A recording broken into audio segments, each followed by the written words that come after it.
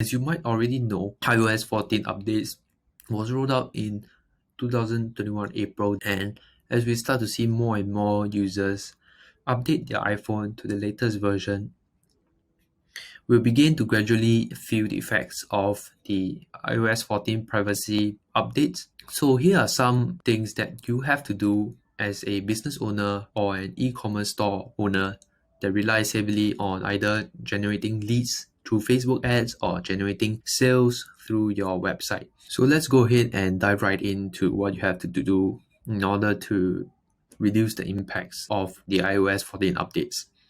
So in your browser, go ahead and type business.facebook.com/settings. And once you get there, you'll probably see a screen that looks something like this.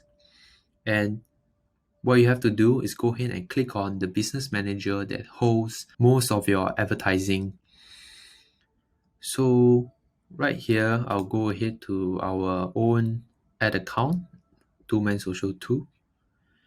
And you'll see there are 3 different columns.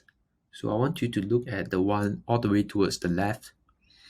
And under brand safety, open up the menu and click on domains. So if you've done everything right, you should already see that the verified green word is right beside your company or your e-commerce store's domain. But if you have not already done so, it should show a red text, not verified. And it comes with the instructions on how to verify your domain.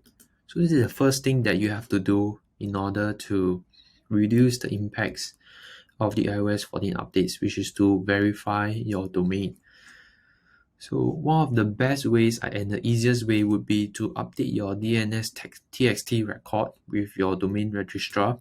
So what you have to do is go to the website where you bought your domain from, go into the DNS settings within that website, and then enter this TXT record in your DNS configuration. Once you save the settings, and there's about 72 hours propagation to update its settings, then you can go ahead and verify your domain. And once that's done, you should see a green verified word beside your domain. Now, if you've done this, what you need to do next is to configure 8 optimized events. So in the left menu, let's go ahead to the data sources, open up the drop down, click on pixels.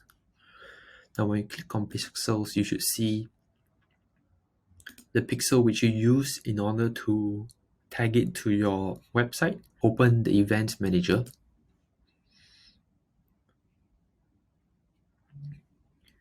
Now, when you open up an events manager, you should see something like this with some sort of traffic or graph chart showing the number of visitors by the day.